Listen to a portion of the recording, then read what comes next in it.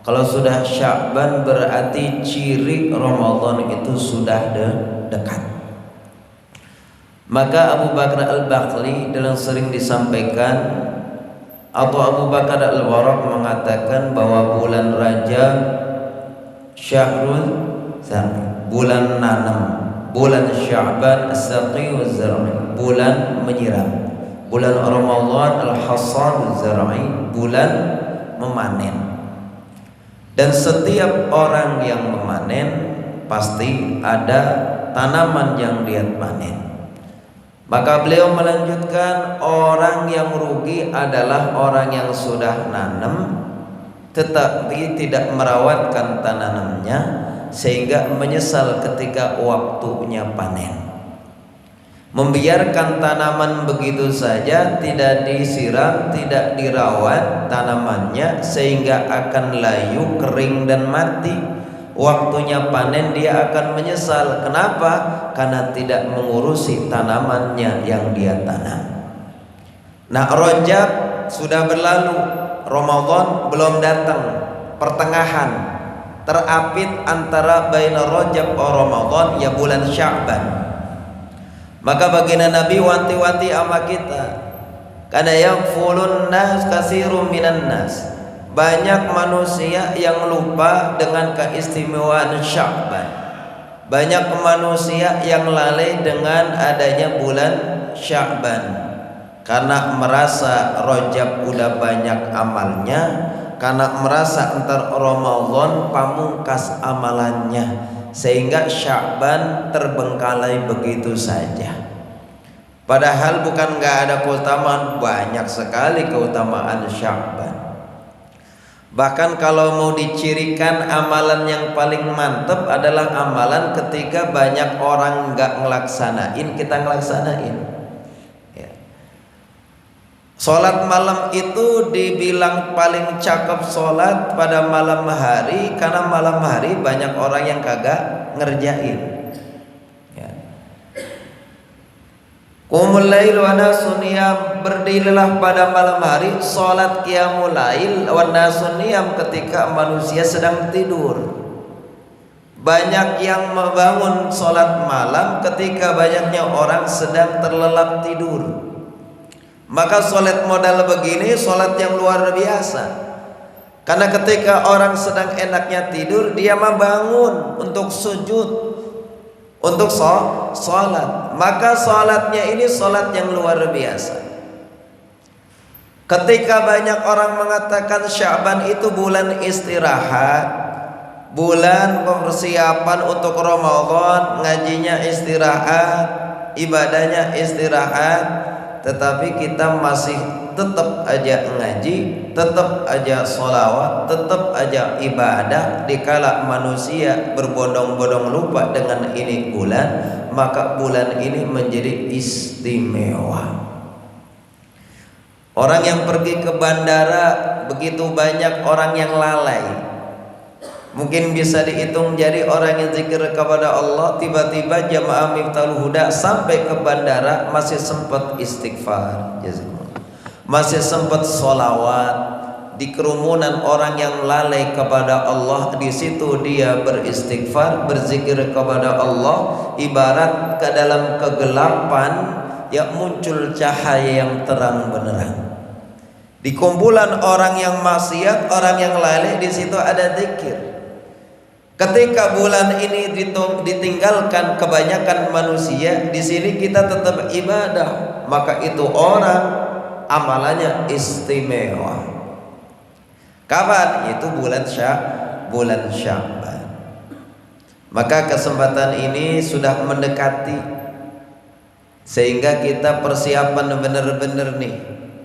Ya, karena ini salah satu bulan yang diminta keberkahan oleh baginda Rasul.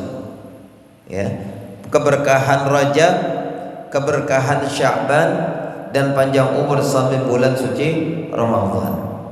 Kalau yang memintanya ini manusia yang luar biasa, maka pasti yang diminta bulannya bukan bulan biasa-biasa, tapi bulannya bulan luar biasa. Rajab, Sya'ban, Ramadan.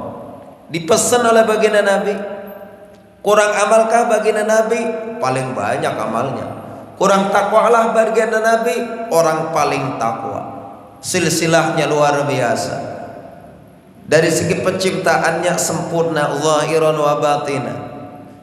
Ya, dunia akhirat, dunia mulia, akhirat juga mulia. Siapa lagi kalau tidak bukan baginda Sayyidina Muhammad sallallahu alaihi wasallam. Itu orang yang masya Allah, ya, yang diciptakan oleh Allah sebagai pembuka pintu surga, sebagai pemimpinnya Sayyidul Anbiya wal Mursalin, sebagai secakap-cakapnya ciptaan asraful makhlukat, sebagai satu-satunya manusia memberikan pertolongan syafaat kepada umat, itu masih minta berkah Rajab, Sya'ban, Ramadan. Nah, kita ini siapa? Surga belum tentu. Naudzubillah, mudah-mudahan kita ini terbebas dari neraka. Ya, artinya surga kita belum tahu. Yang minta mah iya, harapan iya, tapi belum tahu posisi kita ini dari surga ditempatkan di mana. Mau ditaruh di mana aja mah oke kalau udah surga mah. Tapi naudzubillah, jangan sampai kita mampir ke neraka dulu. Maka jamaah dirahmati Allah Subhanahu wa taala, surga kita belum jelas, amalan kita belum tahu diterima atau tidaknya.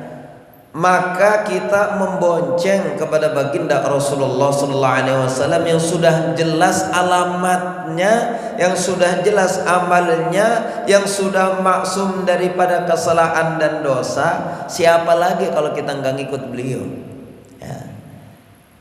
Apa yang dilakukan beliau itu ketika bulan Sya'ban, ketika yakfulun nasu, ketika manusia pada lari, ketika manusia tidak beramal, justru baginda Nabi menyontohkan perbanyak amal di bulan Sya'ban. Karena kemarin dibahas, karena ini bulan turfa'u a'malu ila rabbil alamin, diangkat amal tahunan kepada Allah. Setoran amalan catatan buku tahunan itu kepada Allah di bulan Sya'ban. Maka alangkah baiknya, alangkah cakepnya ketika disetorkan amal kita, ya, itu dalam keadaan ibadah. Salah satunya baginda mencontohkan adalah, ahib, saya senang ketika amalku diangkat, wa ana shaim, aku sedang berpuasa. Maka sebagai alasan baginda Nabi itu kadang puasa sebulan Sya'ban penuh full. Dalam riwayat Siti Aisyah radhiyallahu anha, beliau puasa sebulan Sya'ban. Dalam riwayat yang lain banyak berpuasa tapi enggak full, tapi banyak daripada daripada bulan-bulan yang lain. Beda Muharram, beliau enggak banyak, ya. Di Rajab beliau enggak sebanyak apa yang beliau laksanakan puasa sunnah di bulan Sya'ban. Mengenai puasa, ya, ada satu riwayat yang melarang bahwa setelah nisfu Sya'ban jangan puasa, apalagi mendekati daripada bulan suci Ramadan. Nah, ini perlu dikaji, siapa yang tidak boleh puasa setelah nisfu Sya'ban mendekati Ramadan adalah satu orang yang enggak biasa puasa. Ya. Yang boleh siapa? Yang boleh itu sampai Sya'ban, sampai setelah nisfu Sya'ban diperbolehkan satu bagi yang punya utang puasa masih boleh. Awal Sya'ban, nisfu Sya'ban, seterusnya itu boleh bagi orang yang punya utang puasa, qada. Ya. Karena bulan Sya'ban ini bulan qadain puasa tuh. Karena bulan terakhir. Kalau Sya'bannya udah lewat ketemu Ramadan masih ngutang lagi baik itu. Utang kemarin belum kebayar, ketemu Ramadan enggak kuat lagi, ngutang lagi. Bagi orang yang punya utang Ramadan, ketemu Ramadan belum lunas, maka nanti wajib qada, wajib fidyah, double. Kodoknya, utangnya kudu dibayar, ditambah lagi fidyah 1 mud, ya, memberi makan orang miskin 1 hari 1 mud. Berbeda, ya. Berapa? Kira-kira adalah 1 kilo beras. Memberikan makan kalau diuangkan 1 hari, ya kalau orang makan itu 10.000, pagi, siang, sore berarti 30.000. Ditambahin tuh. Tapi kan 10.000 kalau sekarang makan mah kurang. 15.000 berarti 45.000. Berarti tambah beras tambah daripada makan. Maaf, maksudnya fidyahnya itu kalau diuangkan 45.000 1 kali. Kalau utangnya 6 ya 6 kali. Kalau utangnya 12 ya 12 kali. Qodoknya wajib, sementara fidyahnya juga. Makanya jangan sampai Sya'ban ini kita punya utang santai saja, apalagi niatnya cuma sunnah, qodoknya nggak dijalankan. Kalau yang jalankan qodok maka sunnahnya ngikut, utangnya hilang, puasa Sya'ban sunnah jadi Sya'ban juga dapat pahala puasa Sya'ban. Karena jamaah dirahmati Allah, karena bulan Sya'ban bulan yang dilupakan kebanyakan manusia. Beliau sallallahu alaihi wasallam mencontohkan ini bulan penting. Kenapa? Ini bulan gerbangnya Ramadan. Jangan sampai istirahat daripada ibadah kepada Allah dengan alasan bentar lagi Ramadan biar banter, biar kenceng ibadahnya. Pengalaman yang sudah ada, pengalaman bertahun-tahun sebagai alumni Ramadan, orang yang tidak punya tanaman Ramadan, yang tidak menyirami tanamannya, maka Ramadannya panennya akan menyesal. Ramadannya setiap tahun ketemu, tapi bawaannya biasa aja. Ramadan paling puasa, paling terawih, paling banter ngabuburit, bedugan, begitu doang. Orang yang tidak punya persiapan sebelumnya, zahiran wa batinan, ilmunya, jasadnya, persiapan imannya, persiapan amalnya, mentok Ramadan, nanti ketemu Ramadan biasa saja.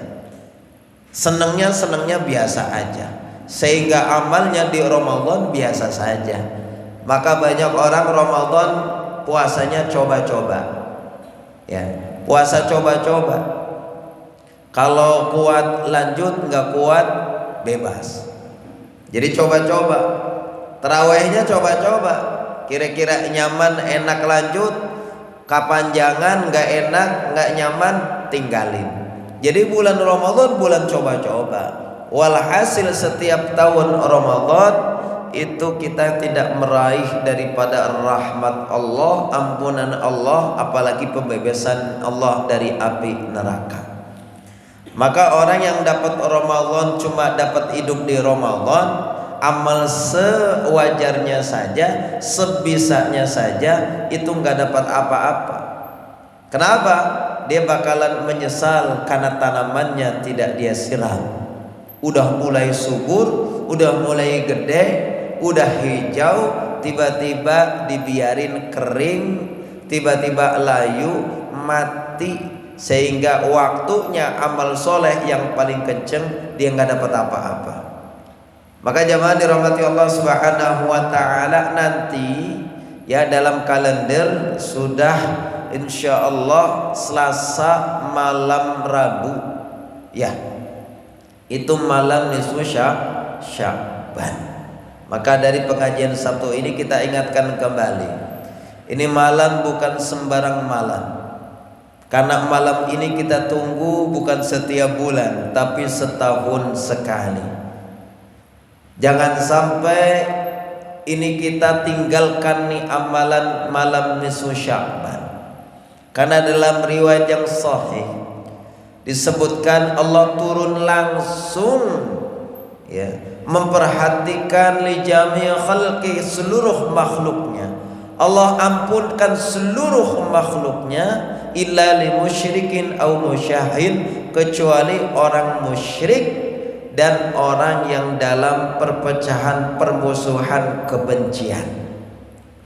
Nanti malam nisfu Sya'ban ini Allah turun langsung, artinya bukan berarti selain nisfu Sya'ban Allah nggak turun, enggak. Secara khusus malam nisfu Sya'ban Allah memperhatikan ini yang namanya bulan Sya'ban, pertengahannya Allah khusus turun memperhatikan daripada makhluknya, sehingga disebutkan ketika Allah turun fa inna Allah tabaraka wa ta'ala yanzilu fiha li ghurubi syamsi, ketika Allah turun daripada tenggelamnya daripada malam hari maghrib Selasa malam nih ya, ila sama'id dunya, daripada langit ke dunia, fayaqul, maka Allah berfirman, ala ingatlah siapa orang mustaghfir faghfir lahu, siapa orang yang minta ampun pada saat malam nisfu Sya'ban maka dia dapat ampunan.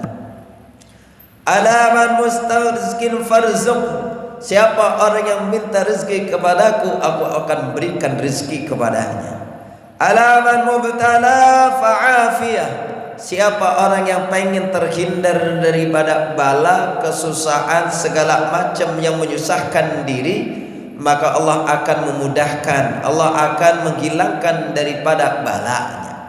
Ala kada hatta yatali'ul fajr, minta ini minta itu, begini begitu sampai daripada terbitnya fajar. Masya Allah. Kapan itu? Malam nisfu Sya'ban. Biasanya kita ngapain? Baca apa? Yasinan. Tetapi bukan mutlak ya.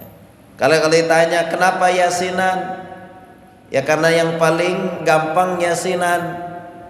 Karena kita ini sudah membudaya yang namanya yasinan.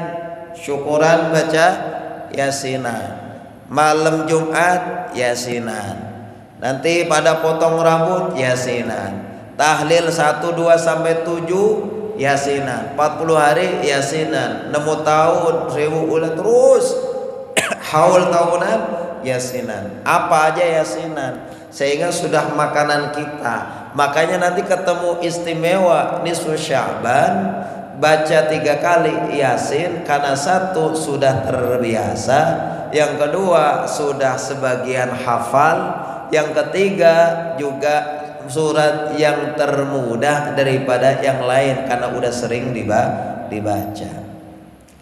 Tetapi kalau ada yang beralasan kenapa yasinan, enggak al-baqarahan, enggak an-nisaan, enggak al-imronan, enggak al-kahfian, kepanjangan. Maghrib isya waktunya singkat. Kalau ada orang tanya begitu, bid'ah yasinan melulu, apa-apa yasin, apa-apa yasin ya. Bagian bid'ah kalau ente mau panjangan ntar gua ajakin al-baqarahan. Al-baqarahan yasin mah timbang 3 lembar kelar. Al-baqarahan berapa? 2,5 juz ya. Kira-kira sanggup apa orang nanyain begitu? Ah panjangan. Kalau panjangan udah yasin. Selain hafal udah kebiasaan, ibarat jalan tol mah udah lancar banget ya. Kalau bareng-bareng makan alhamdulillah. Coba al-baqarah ya, lah belum kelar kita yasin pada maghrib sampai isya. Tapi boleh pakai yang lain, boleh waqiahan boleh. Cuma menjadi alasan tertentu para ulama kenapa dipilihnya yasin, karena yasin qalbul Quran, hatinya Quran. Kemudian Imam Ibnu Katsir mengatakan bahwa dalam muqaddimah tafsir Ibnu Katsir bahwa orang yang baca yasin dengan niat tertentu hajatnya, yassarallahu lahu, bakalan dimudahin segala keinginan hajatnya. Makbul kalau kita punya hajat diwasilahan dengan bacaan surat yasin. Karena yasin itu sendiri, yasin itu bermakna adalah nama baginda Nabi. Julukan baginda Nabi itu banyak. Salah satunya adalah panggilannya Yasin. Itu nama baginda Nabi Sallallahu Alaihi Wasallam. Begitu. Jadi baca Yasin 3 kali. Biar apa? Biar panjang umur. Doa tolak bala. Biar rezekinya lancar. Itu baca Yasin pada malam nisfu Sya'ban. Insyaallah biasa sudah terbiasa di Miftaul Huda juga begitu. Dan di masjid-masjid mushola yang lain juga begitu. Khususnya daripada Ahlus Sunnah wal Jamaah, malam nisfu Sya'ban kita baca Yasin. dari maghrib sampai fajar. Ya. Apalagi ya, apalagi yang dilaksanakan ya, bahwa pada malam nisfu Sya'ban itu ya, malam harinya dipenuhi dengan amalan-amalan. Ya, malam harinya dipenuhi dengan qiyamul lail. Salat apa? Pak Ustadz, boleh nggak salat nisfu Sya'ban? Itu tidak semua ulama sepakat. Tapi kalau kita mau aman, salat apa Pak Ustadz pada malam nisfu Sya'ban? Bukan salat nisfu Sya'ban, salat yang sudah masyhur, yang sudah biasa kita laksanain di malam nisfu Sya'ban. Pertama, salat taubat, banyakin taubat di nisfu Sya'ban. Ditambah lagi salat tasbih. Biasanya kita malam tasbih, kalau ba'da maghrib terlalu pendek, ditambah yasin nggak cukup, maka tasbihnya ba'da isya. Bagaimana? Bagus ya, sendiri-sendiri. Tetapi para jamaah nggak tahu bagaimana niatnya, pelaksanaan kaifiatnya. Kalau nggak dipimpin, maka cakap dipimpin. Satu jadi imam, yang lain jadi makmum. Salat berjamaah, salat tasbih. Bagaimana? Dua-dua. Salat tasbih ya, niat salat tasbih, kemudian bacaannya sebagaimana salat pada umumnya, hanya ditambah tasbihat. Selama berdiri ya, 1 rakaat itu 75 kali. 2 rakaat jadi berapa? 300 kali 2 rakaat. Setelah niat sholli sunat tasbih raka'ataini ya, kalau imaman, kalau makmuman lillahi ta'ala, baca ifitah Allahu akbar kabira, lanjut dengan suratul Fatihah, lanjut dengan surat pendek, yang pendek aja, kemudian lanjut tasbihat sebelum ruku 15. Waladhdallin amin, baca surat kelar, jangan ruku, baca tasbihat subhanallah walhamdulillah wala ilaha illallah wallahu akbar 15 kali, baru ruku. Setelah doa ruku subhana rabbil azim wa bihamdi biasa 3 kali, lanjut dengan apa? Tasbihat subhanallah alhamdulillah wala ilaha illallah wallahu akbar ya, 10 kali. Habis itu i'tadal sami Allahu liman hamidah 10, sujud 10, bangun dari sujud 10, sujud lagi 10, sebelum bangun berdiri baca dulu 10, duduk istirahat, duduk dulu sebentar itu sebelum berdiri 10, bangun lagi sama seperti yang pertama. Nanti terakhir ya, setelah tahiyat sebelum salam baca 10, semuanya jumlahnya 300. Itu namanya sholat tasbih. Berapa? Kalau bisa setiap malam, setiap mau tidur sholat tasbih, setiap malam sekali. Kalau enggak seminggu sekali, malam Jumat atau di hari Jumat siang. Kalau tidak sebulan sekali. Enggak bisa setahun sekali, enggak bisa seumur hidup sekali, enggak bisa panggil amil bungkus hidup. Masa seumur hidup enggak pernah sekali? Ya, disolatin itu mah. Ya, itu sholat tasbih. Apalagi sholat hajat ya, nggak cukup 2, 4, 6 terus 2 ya, pokoknya dihidupkan malam harinya dengan sholat, dengan baca Quran, dengan istighfar, dengan zikir ibadah yang lain. Penuhin, kalau bisa pada isya sampai subuh mah jangan tidur kalau bisa. Tapi minimal kalau sudah tidur dipenuhi dengan amal soleh. Ketemu lagi tahun depan. Tahun depan ada nggak nisfu Sya'ban? Ada. tetapi nggak ada jaminan umur kita nyampe ketika Syaban itu datang, Ramadan datang kita masih ada. Maka bisa jadi ini nisfu terakhir, bisa jadi ini Ramadan terakhir. Bener-bener jalanin ini bulan istimewa, malam istimewa, jangan disia-siain. Mudah-mudahan ya dari pertemuan ini kita lihatkan nanti Selasa malam Rabu dari ba'da maghrib sampai isya, kemudian diteruskan dengan amal-amalan sunnah ya di masjid, di rumah, silakan di mana saja. Intinya malam itu malam istimewa, jangan terlewatkan, karena malam itu hilang kita bakalan ketemu lagi nisfu berikutnya, tetapi umur kita tidak menjamin sampai kepada nisfu berikutnya. Maka perbaiki amal kita, perbaiki hubungan kita kepada Allah, Allah akan perbaiki kehidupan kita. Senangkan hati ketika mengingat Allah, maka Allah akan memberikan segala yang kita senangi. Jangan ada beban ketika perintah Allah dilaksanakan, sehingga Allah akan mudah memberikan segala macam yang kita anggap itu beban akan dipermudah oleh Allah Subhanahu wa taala. Al-Fatihah.